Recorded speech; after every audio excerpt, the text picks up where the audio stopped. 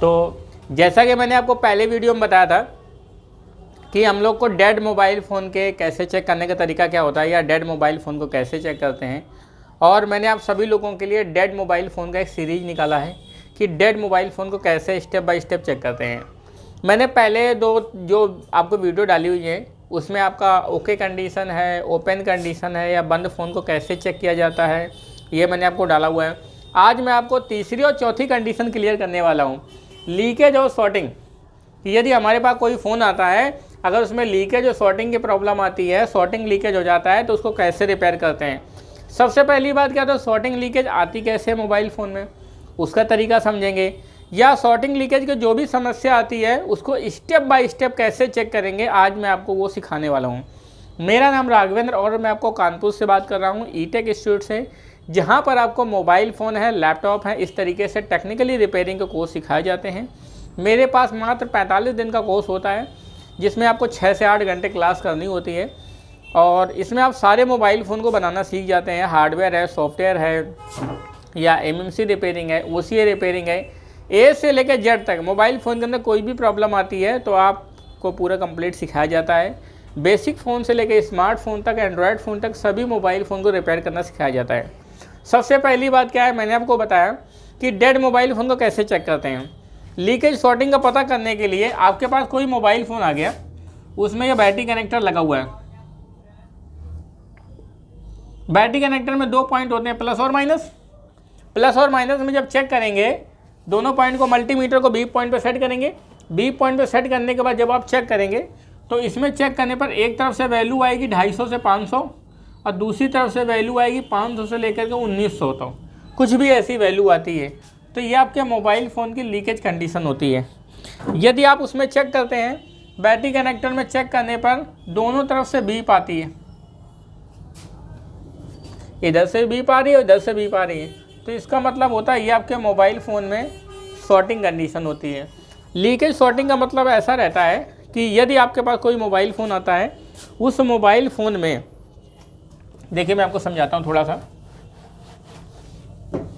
जैसे आपके मान लिया एग्जाम्पल के तौर पर एक ही आईसी लगी हुई है, आईसी में यहाँ से करंट आ रहा है, ये मेन सोर्स है करंट का, जिसको हम पॉजिटिव सप्लाई बोलते हैं। ये पॉजिटिव करंट जो होता है यहाँ पर आता है, उसके बाद इस तरफ करंट निकलता है। अगर आप देखा जाए तो इसे हम लोग बोलेंगे इनपुट और इसे हम बोलते हैं आउटपुट। मतलब इधर से करंट आ रहा है, इधर करंट जा रहा है। तो जिस तरफ करंट आ रहा है इस हिस्से को हम लोग बोलते हैं प्राइमरी सेक्शन। मतलब जहाँ पर मेन करंट जाता है तो वो हिस्सा होता है हमारा प्राइमरी सेक्शन। उसके बाद जो आईसी करंट ले लेती है अपने अंदर और फिर उसको करंट को कई हिस्सों में तोड़ देती है या करंट को डिस्ट्रीब्यूट करती है, तो वो हो जाता है हमारा सेकेंडरी सेक्शन।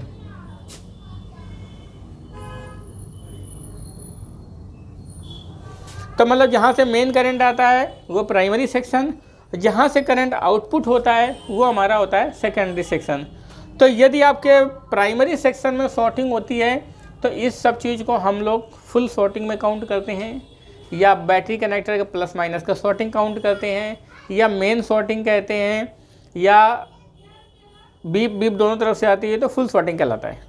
यदि आईसी के दूसरे हिस्से में मान लिया कोई चीज़ शॉर्ट हो गई है, ये ट्रैक शॉर्ट हो गया, ये शॉर्ट हो गया, ये शॉर्ट हो गया, अगर इनमें से कोई भी एक लाइन शॉर्ट हो जाती है तो ये हमारा हिस्सा हो जाता है सेकेंडरी सेक्शन। कौन सा सेक्शन कहलाता है? Secondary section. तो जब सेकेंडरी सेक्शन में हमारी अगर शॉर्टिंग हो जाती है तो वो हमारा लीकेज की तरफ चला जाता है। कुल मिलाकर अगर मेन देखा जाए तो प्राइमरी हिस्से में यदि शॉर्टिंग होती है, अगर आपके प्राइमरी हिस्से में शॉर्टिंग है तो इसका मतलब है ये फुल शॉर्टिंग में काउंट करता है। यदि सेकेंडरी हिस्से में शॉर्टिंग है तो ये लीकेज में काउंट किया जाता है। शॉर्टिंग दोनों कंडीशन पे है। जैसे आपकी आईसी लगी है, अगर यहाँ पर कोई पुर्जा शॉर्ट हो जाएगा तो भी आपका आईसी नहीं काम करेगा। अगर इसके आउटपुट में भी कोई पुर्जा अगर शॉर्ट हो गया, कोई कंपोनेंट शॉर्ट हो गया तो भी आपका मोबाइल फ़ोन काम नहीं करेगा। कुल मिला के चाहे प्राइमरी में शॉर्टिंग हो चाहे सेकेंडरी में शॉर्टिंग हो, लेकिन आपकी आईसी काम करना बंद कर देगी। जब आईसी काम करना बंद कर देगी तो आपका मोबाइल फ़ोन चालू नहीं होगा। जब मोबाइल फ़ोन चालू नहीं होगा तो सेट डेड की कैटेगरी में आ जाएगा। अब देखिए, मैं आपको जितने भी सारे सेट आते हैं, सारे सेट का मैं आपको सर्किट समझाता हूँ, कैसे सर्किट काम करता है, सर्किट को काम करने का तरीका क्या होता है, वो मैं आज आपको पूरा आपको समझाता हूँ। और जब आपको सर्किट समझ में आएगा, या मोबाइल फ़ोन के अंदर ब्लॉक डायग्राम समझ में आएगा, या आपको ये समझ में आएगा कि जैसे आपके पास ये मोबाइल फ़ोन का प्लेट है, ये एंड्रॉयड का प्लेट है, इसका बैटरी कनेक्टर का जो पॉजिटिव सप्लाई है वो कौन से आईसी पर जाता है, कैसे कैसे जाता है, तो आपका पूरा पिक्चर क्लियर हो जाएगा और आपको पूरा बोर्ड ट्रांसपेरेंसी में आ जाएगा और सब चीज़ें आपको समझ में आने लगेंगी। सबसे पहली बात है, मैं आपको जो शॉर्टिंग लीकेज का जो तरीका बता रहा हूँ, पहले एक छोटे से कोई कीपैड मोबाइल फ़ोन का एक ट्रैक समझाता हूँ, फिर मैं आपको एंड्रॉयड मोबाइल फ़ोन का ट्रैक समझाता हूँ। जैसे मान लिया हमारे पास कोई मोबाइल फ़ोन आता है, उस मोबाइल फ़ोन में लगा होता है बैटरी कनेक्टर। ये ट्रैक के बारे में सर को सबको जूम करके दिखाइए ताकि सारी चीज़ें सबको अच्छे से समझ में आए। ये बैटरी कनेक्टर में 2 पॉइंट होते हैं, एक प्लस होता है और एक माइनस होता है। ये माइनस वाला पॉइंट क्या होता है, ग्राउंड होता है, प्लस वाली सप्लाई आगे जाती है। ये पॉजिटिव सप्लाई जो आगे जाती है, ये आपकी सप्लाई पहुंचती है पावर आईसी पे।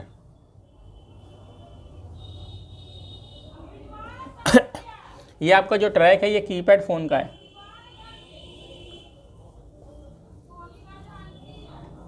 कीपैड कंपनी के जितने भी मोबाइल फ़ोन आते हैं सब पे यही ट्रैक होता है। तो ये बैटरी कनेक्टर होता है। बैटरी कनेक्टर में 2 पॉइंट होते हैं, एक होता है प्लस, दूसरा होता है माइनस। प्लस सप्लाई आपके कहाँ पर जाती है, पावर आईसी पर जाती है, तब आपकी पावर आईसी ऑन होती ही काम करेगी। लेकिन ये प्लस सप्लाई पावर आईसी पे ही डायरेक्ट नहीं जाती, ये प्लस सप्लाई जो तुम्हारी जाती है ये तुम्हारे पीएफओ पे भी जाती है। पीएफओ आईसी जो होती है, जो आपके मोबाइल फ़ोन में नेटवर्क लाने का काम करती है, यही प्लस सप्लाई जो होती है वो आपके चार्जिंग आईसी पे भी जाती है, जिसमें R22 लिखा होता है।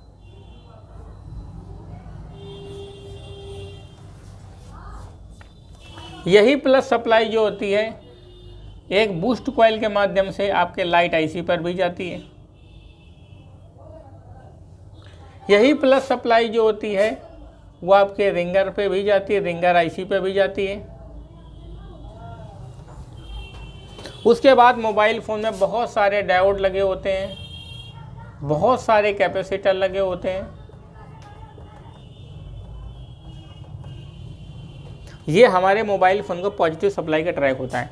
उसके बाद फिर हमारी जो पावर आईसी होती है, ये पावर आईसी अपने अंदर से करंट निकालती है, फिर सप्लाई देती है सीपीयू आईसी को।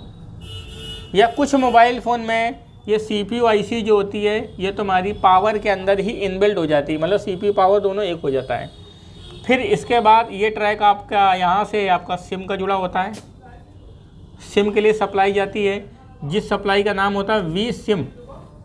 2.8 वोल्ट जाते हैं। माइक के लिए वोल्टेज जाते हैं, हैंड फ्री के लिए वोल्टेज जाते हैं, और आपका ब्लूटूथ एफएम के लिए सेक्शन लगा होता है, उसके लिए वोल्टेज जाते हैं।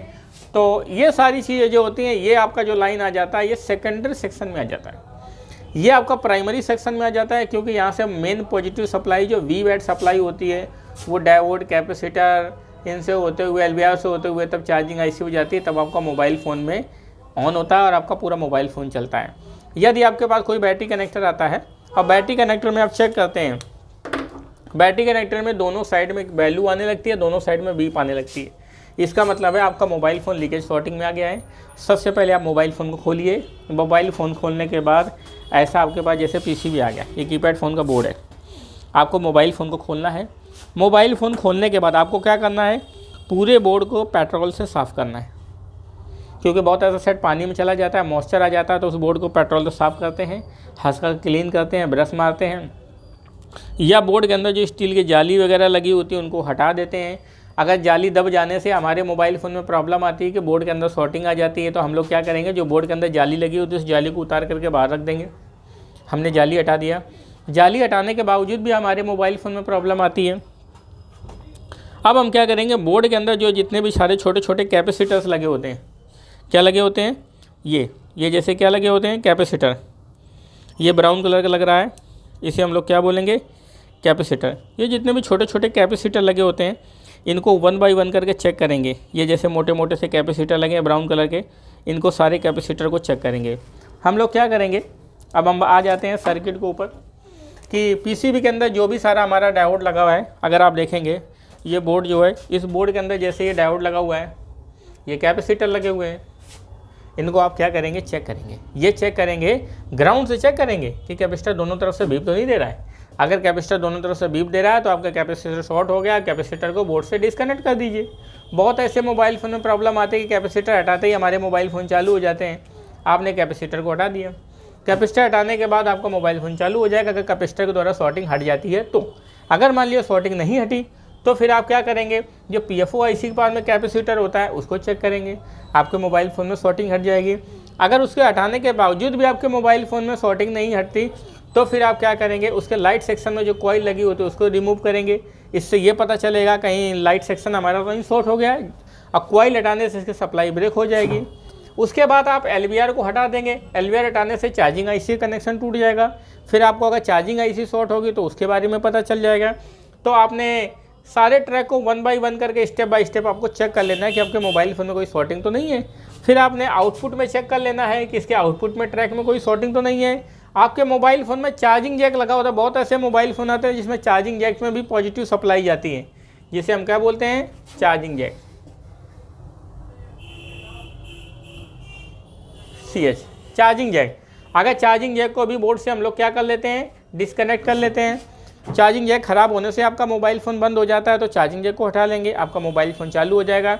अगर उसके बावजूद भी आपका मोबाइल फ़ोन चालू नहीं होता फिर आप मोबाइल फ़ोन में लास्ट में पावर IC को रिवॉल्व करेंगे या तो पावर IC को चेंज करेंगे। जैसे पावर IC को चेंज करेंगे आपके मोबाइल फ़ोन में शॉर्टिंग की प्रॉब्लम ठीक हो जाएगी। आप देखिए, मैं आपको बोर्ड में चेक करा करके बताता हूँ किस तरीके से हम लोग क्या करेंगे, बोर्ड में स्टेप बाय स्टेप चेक करेंगे।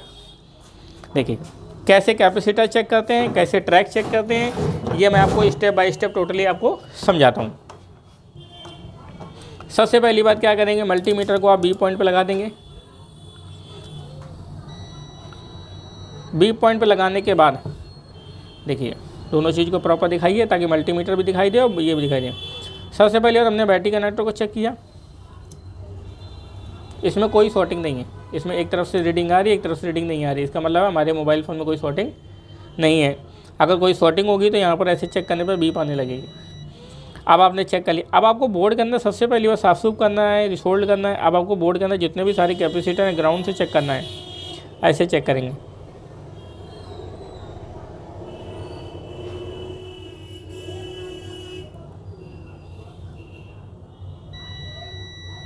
कैपेसिटर में चेक करेंगे, एक तरफ से रीडिंग आएगी, कुछ नहीं आएगा, एक तरफ से बीप आएगी। मतलब एक हिस्सा प्लस और दूसरा हिस्सा माइनस है। इसका दोनों हिस्सा माइनस नहीं होना चाहिए। अगर दोनों हिस्सा माइनस हो गया तो इसका मतलब आपके मोबाइल फ़ोन में पक्का शॉर्टिंग है, 100% आपके मोबाइल फ़ोन में शॉर्टिंग है। जैसे